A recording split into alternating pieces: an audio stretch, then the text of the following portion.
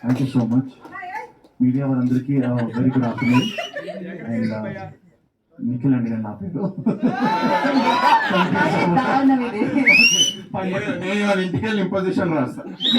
But చాలా హ్యాపీగా ఉంది, ఎందుకంటే మీడియా మిత్రులు ఫుల్ ఫ్లెజ్డ్గా వచ్చారు. అంటే లైక్ చాలాసార్లు అనుకుంటాం, లైక్ చిన్న సినిమా స్మాల్ బడ్జెట్ ఫిల్మ్ అన్నప్పుడు కొన్నిసార్లు మీడియా సపోర్ట్ అంతా ఉండదు అనుకుంటాం, కానీ but I'm very proud that మా Telugu industry media are the best. చిన్న సినిమాల్ని ఎలా ప్రమోట్ చేయాలో వాళ్ళు చేస్తారు. So thank you so much sir. It is a huge thing.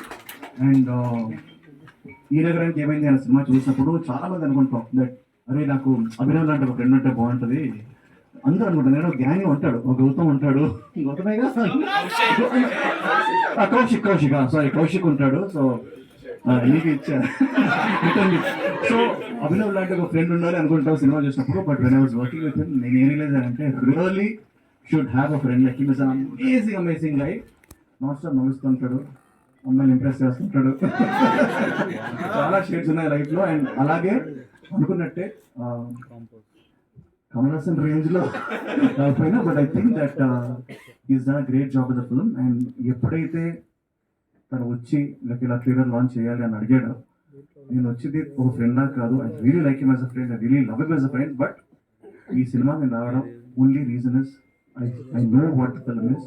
And ఇదే థియేటర్లో ఏదైతే మీరు కూర్చున్నారో ఈ థియేటర్లోనే వాళ్ళ సినిమా షో చేశారండి. నిజంగా అక్కడ hats off to the courage, ఆ ధైర్యాన్ని మెచ్చుకోవాలి భవానీ గారు అండ్ అరుణ్ రెడ్డి గారు యాజ్ వెల్ as ప్రశాంత్ గారు.